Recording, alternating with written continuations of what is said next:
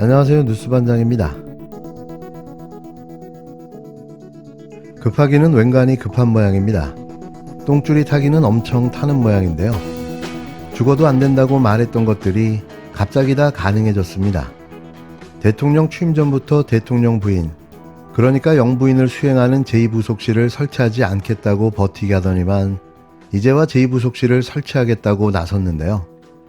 제2부속실 설치 거부는 영부인의 동선과 일정 등이 모든 기록으로 남기 때문에 공적이든 사적이든 이런 기록을 남기지 않으려는 의도로 보여졌습니다. 자기 멋대로 하고 싶은 대로 통제받지 않고 뭐든 할 수 있기 때문인데요. 물론 이 큰 교훈은 박근혜 씨의 국정농단 사건에서 그 해법을 찾은 것 같았습니다. 나중을 위해 어떠한 기록도 남기지 않겠다는 거죠. 그러더니만 이제와 김건희 특검법 통과가 초읽기에 들어가자 무조건 제2부속실을 설치하겠다고 나선 건데요. 거기에 한 발 더 나가 대통령의 친인척을 감찰하는 특별감찰관까지 부활하겠다고 요란을 떨어대고 있는 겁니다. 순간의 위기를 모면해보려는 얄팍한 꼼수인데요. 눈에 빤히 보이는 뻘짓을 또 해대고 있는 거죠. 이들의 눈 가리고 아웅하는 이 짓거리에 또 놀아나야 할까요? 대통령실에서 전향적인 어떤 설명을 하신 것으로 보고 그 과정에서 당에서 도울 일이 있다면 착실하게 준비하겠다. 하여튼 제2부속실은 불필요하다고 늘 오래전부터 생각해 왔고 청와대가 일단 인력이 너무 많은 것 같습니다. 그동안 한사코 거부해왔던 대통령실의 제2부속실 설치 주장은 거부권 행사에 분노한 특검 민심을 회피해 보려는 물타기에 불과합니다. 김건희 주가 조작 의혹 특검에 대한 거부권을 행사한 대통령실은 영부인의 일정 등을 전담하는 제2부속실 설치를 검토하겠다고 밝혔습니다. 야당은 부정적 여론을 무마하기 위한 용도에 불과하다며 부속실 설치가 특검의 대안이 아니라고 지적했는데요. 대통령실은 5일 갑자기 제2부속실 설치를 검토하겠다고 밝혔습니다. 국민 대다수가 설치하는 게 좋겠다고 생각하면이라는 전제를 달았지만 국힘당 역시 긍정평가하면서 제2부속실 설치는 기정사실화됐는데요. 1972년 박정희 전 대통령 시절 처음 만들어진 제2부속실은 대통령 배우자의 일정과 메시지 등을 챙기는 역할을 합니다. 윤석열 대통령은 대선 후보 시절 김건희 씨의 내조 전념과 대통령실 축소 등의 이유로 부속실 폐지를 공약으로 내걸었는데요. 하지만 내조는 사라졌고 대통령실 축소는 입벌구 쇼에 지나지 않았습니다. 용산 대통령실에서는 VIP2로 불리며 대통령을 넘어서는 권력을 휘둘른다는 소문까지 흘러나왔는데요. 급기야 윤석열 김건희 공동 정권이라는 말까지 터져나왔습니다. 서울 양평 고속도로 의혹과 해외 순방 중 명품 쇼핑 논란, 최근엔 명품 가방 수수 의혹 등 이른바 김건희 관련 사안은 계속 불거졌고 대통령실에 대한 여론을 악화시켰는데요. 제2부속실 설치를 검토하겠다는 입장은 김건희 특검법에 대한 거부권 행사와 동시에 나왔습니다. 특검법을 거부하는 대응 논리로 이미 준비하고 있던 거죠. 야당은 여론 무마용이라고 평가절하했는데요. 그냥 김건희 특검법 물타기일 뿐인 겁니다. 대통령 부인 등 친인척 관리와 관련된 또 하나의 제도는 특별감찰관인데요.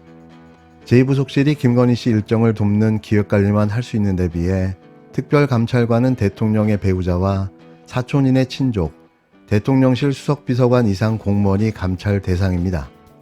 김건희 씨는 물론 장모 등 처가 식구까지 모두 감찰할 수 있는데 이번에도 대통령실은 여야가 합의해 특별감찰관을 추천해달라는 입장을 앵무새처럼 반복해 말하고 있는데요. 그냥 말빙일 뿐 어떠한 의지도 없는 거죠.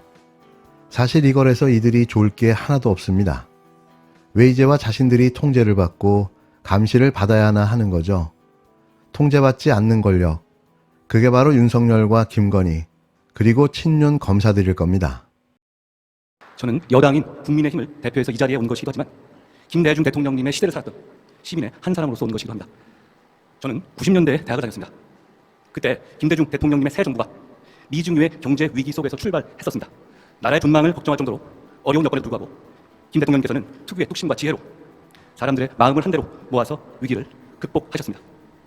당시 저희 집에서도 금모으기 운동에 길게 줄을 서서 동참했었는데 지역과 진영에 상관없이 정말 이 나라가 하나가 되는 굉장한 경험이었던 것 같습니다.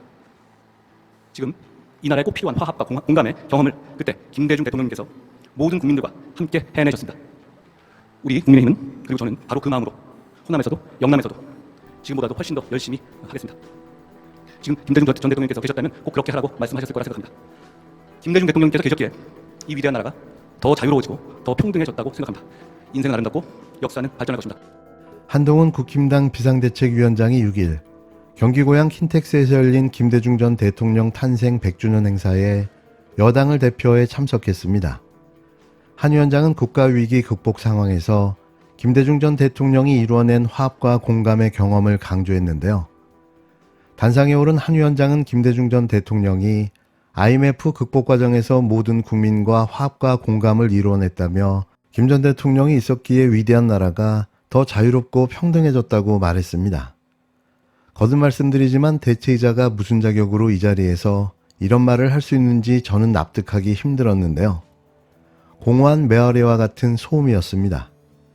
취임과 함께 더불어민주당을 강도 높게 비판하던 모습에서 호남으로의 외연 확장 시도를 보이고 있는 건데요. 철저한 총선용 쇼인 거죠. 점심에는 민주당을 탈당한 오선의 무소속 이상민 의원을 만나 국힘당 입당을 권유했는데요. 저희와 함께 해달라고 간곡하게 부탁을 드렸습니다. 좀 숙고해서 말씀드릴게요. 오늘 상당 부분 위원장님하고 뜻이 의기투합하는 부분이 있었습니다. 한 위원장은 모든 분야에서 다 같은 생각일 순 없다며 자유민주주의 기본에 충실한 사람이라면 같이 가는 게 필요하다고 말했습니다. 이날 좋아 죽는 이상민 의원의 표정에서 노욕에 쩌든 정치인의 말로가 이렇게 추악한 몰골일 수도 있다라는 교훈을 얻게 됐는데요. 그 밥의 그나물, 변변상종이라는 말조차 아까워 보였습니다.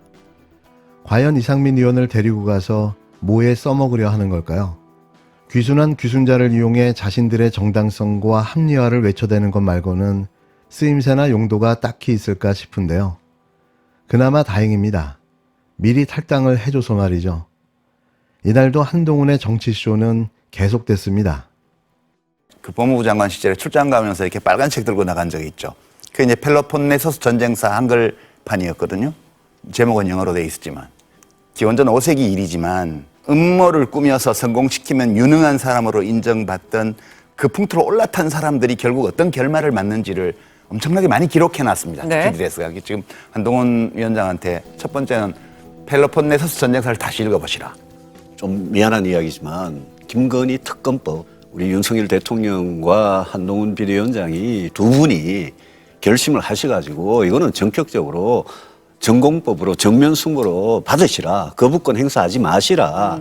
제가 그 말씀 꼭 좀 드리고 싶어요. 두 분이 진짜 발상의 전환을 해가지고 하면 저는 이 정치판이 총선이 많이 바뀔 것 같아요.